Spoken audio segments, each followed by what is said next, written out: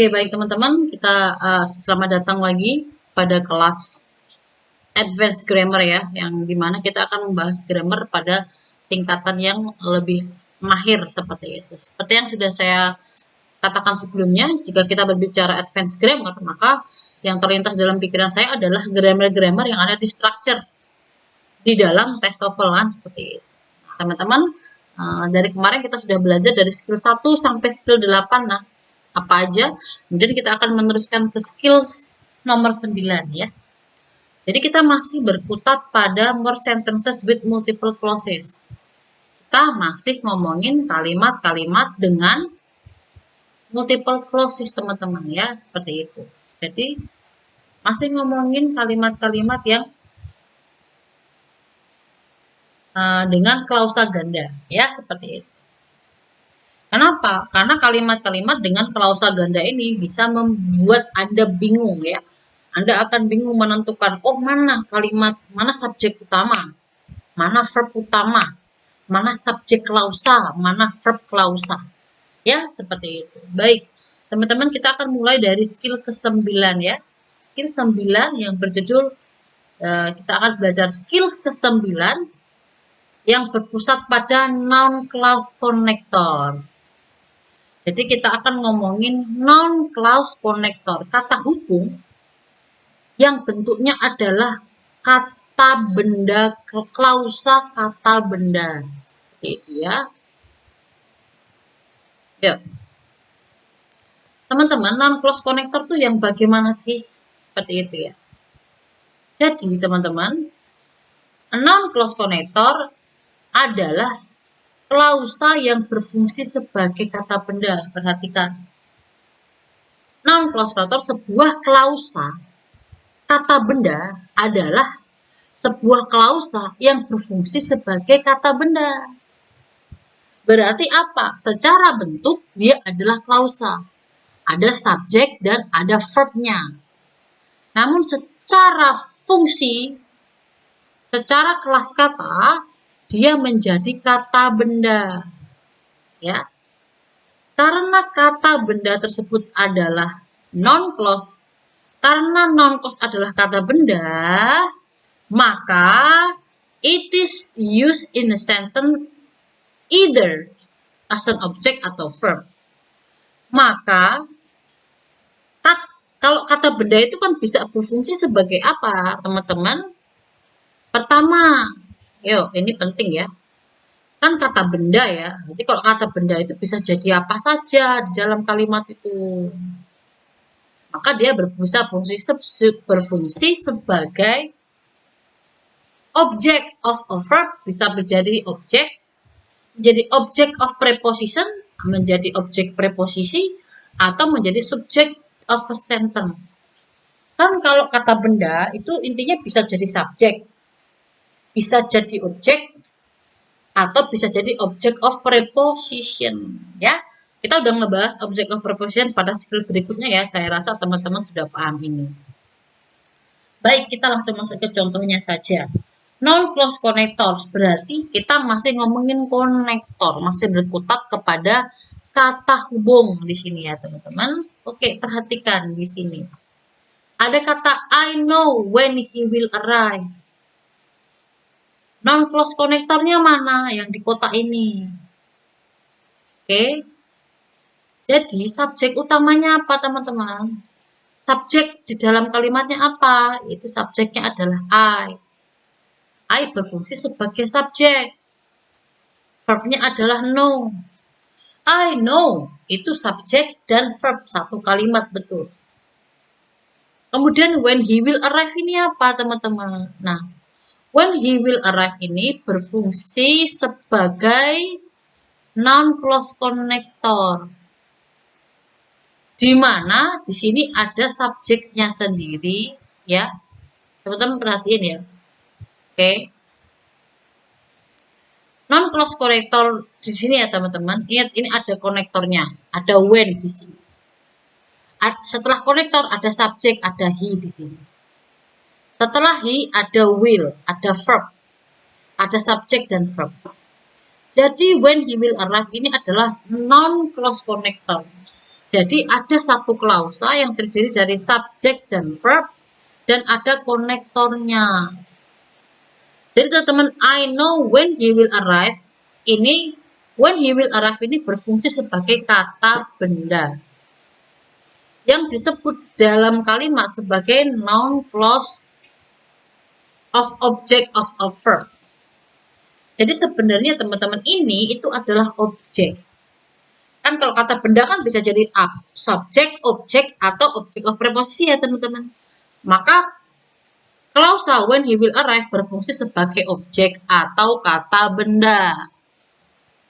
Ya, yang kalau when he will arrive ini dipersingkat menjadi sebuah kata, mungkin I know it gitu ya. I know it. I know it. It-nya apa? Oh, kedatangan, the arrival. Jadi I know when he will arrive. Jadi non clause connector teman-teman. Teman-teman belajar hal yang baru ya, bahwa kata benda itu nggak harus yang things, nggak harus yang satu kata seperti meja, pensil, kertas, langit, bumi, nggak kayak gitu. Tapi ada loh kata benda itu nggak harus yang bumi, langit, kertas, pensil, kursi, dan lain sebagainya. Bahwa ada loh kata benda yang sifatnya adalah kata benda yang strukturnya nggak cuma satu kata, tapi satu klausa. Contohnya adalah ini ya, ini yang berfungsi sebagai objek. Nah, bagaimana yang berfungsi sebagai object of preposition? Nah, ini pada kata ini teman-teman perhatikan. I am di sini sebagai subjeknya. I sebagai subjek, am concerned ini sebagai verbnya. Perhatikan, teman-teman, perhatikan. Di sini ada, salah. Di sini ada yang namanya about. About ini berfungsi sebagai about di sini adalah preposisi. Dan when he will arrive, ini teman-teman, when he will arrive ini berfungsi sebagai klausa. Noun clause connector. Ingat ya, noun clause connector ini bentuknya satu klausa, ada subjek, ada verb, dan ada konektornya di depan. When he will arrive, satu klausa yang berfungsi sebagai noun. Nounnya apa? Noun clause connector sebagai object of preposition. Ini loh preposisinya about, ini loh teman-teman, about ini preposisinya. Ya, next. Nah, karena dia itu objek, karena kata benda itu bisa jadi objek, bisa jadi object of preposition, maka kata benda juga bisa menjadi subjek di sini. Ini tempatnya di sini, teman-teman. Klausa ya, non clause. Ada kata hubung, ada subjek, ada verb. Komplit ya, berarti satu klausa komplit. Satu klausa komplit ini berfungsi sebagai subjeknya, teman-teman. Berarti sudah ada subjek, berarti kita perlu apa? Ada yang namanya verb is. Jadi perhatiin teman-teman. Jadi kira-kira ini. Noun clause connector adalah kata hubung, klausa, kata hubung ya intinya connectors yang bentuknya adalah non klausa atau klausa kata benda. Ingat ya, kata benda nggak cuma satu kata. Handphone nggak cuma satu kata. Bumi atau langit, ya. Tapi kata benda juga bisa berbentuk klausa. Ada subjek dan ada verb. Sebelumnya ada konektornya. Gitu ya teman-teman. Dipahami ya ini ya teman-teman. Ini penjelasannya sama. Saya rasa tidak perlu saya jelaskan secara lebih detail. Kita langsung saja masuk ke dalam contohnya ya teman-teman. Ini perhatikan. Saya sembunyiin dulu jawabannya. Ini example-nya. Titik-titik was late caused many problems. Ini kalau bukan grammar tingkat advance teman-teman, dia akan bingung. Kan sudah ada was. Kok ada kata cost lagi? Kok verbnya 2? Pasti orang kan bingung ya. Ini yang benar yang mana? Kan kayak gitu ya. Wah ini salah nih kalimatnya nih. Gitu. Jadi jawabannya yang benar yang mana? Apakah A? Apakah B? Apakah D? C? Apakah D? Was late. Cause many problems. Kita berbicara tentang non-close connector. Ya, jawabannya adalah kira-kira apa, teman-teman? Yuk, perhatikan. Karena ini sistemnya tidak langsung, maka saya bacakan saja ya. Yuk, B itu salah. Kenapa B salah? Karena the driver itu satu subjek. The driver itu sudah subjek. Ini verb. Ini ada verb lagi. Berarti apa? Berarti nanti ada dua subjek dong. Kan non-close connector itu kan satu klausa. Ada subjeknya yang berfungsi sebagai subjek. Kan kayak gitu loh teman-teman. Jadi ini salah yang B ini. Ya, because the driver is one subject. And two subjects are needed. Butuh dua subjek di dalam kalimat ini. Itu teman-teman. C dan D itu salah. Kenapa? Karena kata there dan kata because itu bukan subjek. There was late because apa? Because was late ya nggak masuk akal. Ya, jadi jawabannya yang benar adalah yang A. Kenapa? Karena yang A ini itu memenuhi unsur-unsur yang benar. Contohnya ini. Sorry. That he was late itu adalah klausa. Satu klausa. Kenapa? Ada konektornya that. Ada subjeknya he. Ada verbnya was. That he was late berfungsi sebagai subjek. Kemudian, oke. Kemudian di sini teman-teman ada kata cause. Cause di sini adalah verbnya. Jadi that he was late adalah klausa, satu klausa kata benda yang berfungsi sebagai subjek, verbnya adalah cause. Jadi jawabannya adalah yang A. Seperti itu ya teman-teman. Yuk perhatikan rumus penting di dalam tabel di sini. Ini rumusnya ada non-close connector di sini teman-teman. Non-close connector berarti apa? Ada kata hubungnya, makanya dia ada that-nya di sini. Ya, ada that-nya. Ada non-close connector. Non-close connector itu apa saja konektornya? Satu ada what, ada when, ada where, ada why, sama how. Who itu tidak masuk ke dalam sini. Kemudian ada whatever, ada whenever. Whoever juga tidak masuk. Whether dan if, kemudian ada kata that. Ya, that ini adalah konektor. Kenapa? Jawabannya adalah yang A, that. Ya, kayak gitu ya teman-teman. Nah, bagaimana dengan rumusnya? Rumusnya bagaimana? Kayak gitu ya. Jadi, non-close connector itu adalah ada subjeknya. Kemudian setelah subjek ada apa? Ada verbnya. Setelah verb ada apa? Ada non-konektornya. Setelah non-konektor ada subjek lagi dan ada verb. Jadi kalau Anda lihat ini secara struktur itu ada dua subjek dan dua verb. Bedanya, subjek depan berlaku sebagai subjek utama, verb depan berlaku sebagai verb utama, sedangkan subjek di sini adalah subjek klausa, verb di sini adalah verb klausa yang tidak bisa lepas dari konektor ini. Contohnya adalah I know what you did. Jadi sebenarnya subjeknya adalah I, verbnya adalah know, what you did itu berfungsi sebagai objeknya kata kerja ini. Nah, bagaimana kalau non-close connectornya berfungsi sebagai subjek, maka non-connectornya di depan. Ada subjek, ada verb. Nah, dari segini banyaknya, teman, satu klausa ini berfungsi sebagai subjek. What you did ini berfungsi sebagai subjek, teman-teman. Ya, berfungsi sebagai subjek.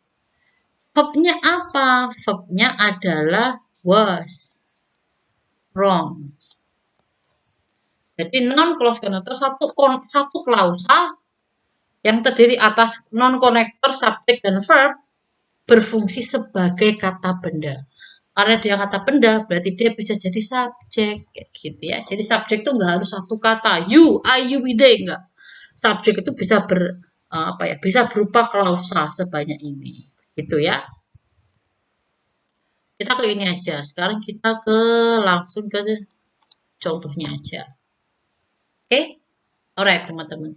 Nomor satu ini korek. Kenapa? Satu, ada non close connector. Klausanya komplit. Ya.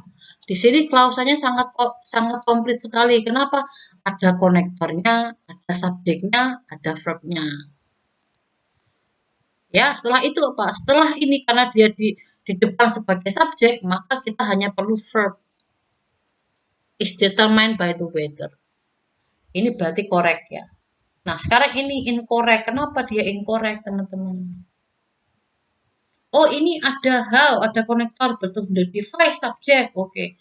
Should be benar, berarti ini satu klausa betul berfungsi sebagai objek. Salahnya di mana?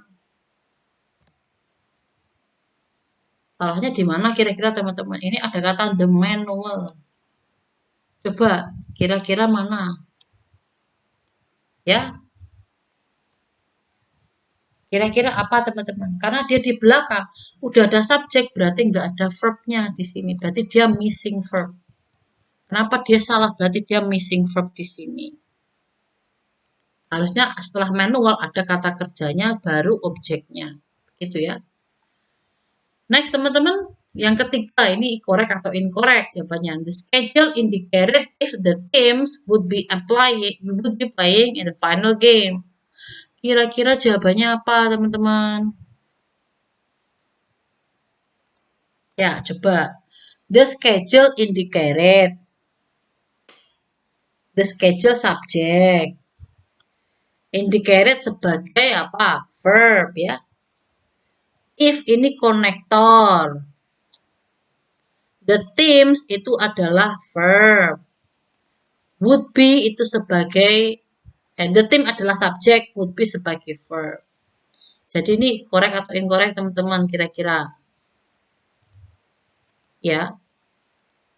Jadi nomor 3 adalah correct karena if di sini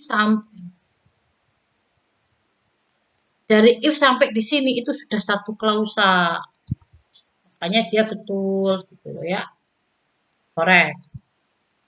Ada subjek, ada verb, ada objek. Ya. Jadi objeknya itu berupa satu klausa. Ada konektor, subjek, verb gitu ya. Nomor 4, jawabannya apa kira-kira, teman-teman?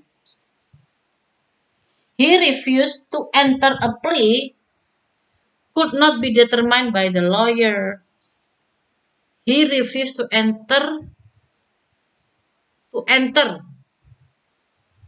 He refused to enter. Oke, jawabannya di sini ada he sebagai subjek. Kemudian, he sebagai subjek. Oke, kemudian refuse ini sebagai verb. Enter ya, segala macam. A plea ini adalah sebagai subjek. Could not be determined sebagai verb. Berarti kurang apa, teman-teman? Nomor 4 jawabannya incorrect. Karena apa? Karena kurang konektor. Konektornya harusnya ditaruh di sini sebelum apply. Itu ya. Kenapa? Karena harus ada konektor. Gak bilang subjek verb langsung subjek verb, gak bisa, harus ada konektor. Ya ini kan subjek ya. Ini kan subjek verb ada konektor. Jadi juga subjek verb ada konektor di sini sebelum subjek lagi. Nomor 5. Talked about where we should go for lunch. Ini benar apa enggak? Talk about where we should go for lunch. Teman-teman perlu perhatikan. Di sini ada kata about, berarti preposisi. Ya, berarti preposisi. Where di sini sebagai konektor. Oke, we di sini sebagai subjek. Should di sini sebagai verb. Berarti dari about sampai sini itu adalah object of preposition. Talk di sini berarti sebagai apa? Verb. Berarti kalimatnya kurang apa? Kurang subjek. Nomor 5 incorrect. Harusnya I atau you atau she talked about atau we gitu ya. We talked about where we should go for lunch kayak gitu jawabannya. Nomor 6, mungkin satu kali lagi ya sebelum saya akhiri, udah 20 menit ya. Why the condition of the patient deteriorated so rapidly it was not explained. Jawabannya apa?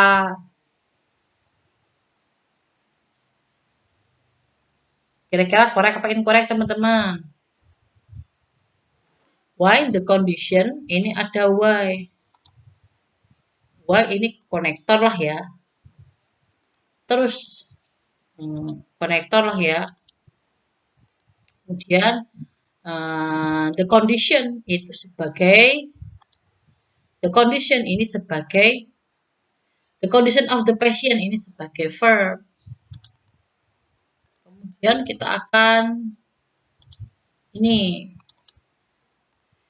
akan ngomongin berarti deteriorated ini sebagai verbnya.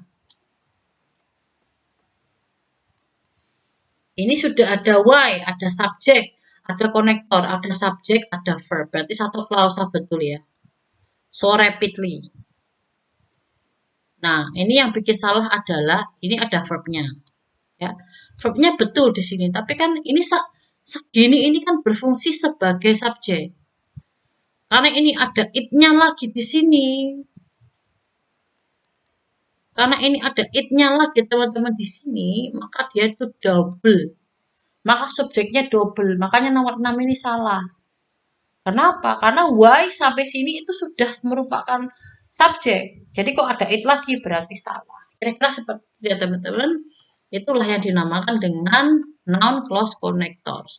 Ada loh bahwa kata benda itu yang tidak hanya satu kata, tapi kata benda itu bisa berupa klausa. Ya, yang klausanya itu terdiri atas satu konektor, subjek, dan verb complete.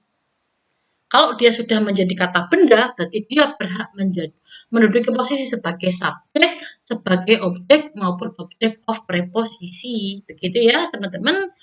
Saya rasa satu aja yang kita ngebahas hari ini. Mudah-mudahan teman-teman belajar sesuatu. Silahkan nanti ini dipelajari ya, dikerjakan sendiri sampai selesai. Seperti itu ya, teman-teman. Semoga teman-teman belajar dan sampai bertemu pada skill-skill selanjutnya. Bye.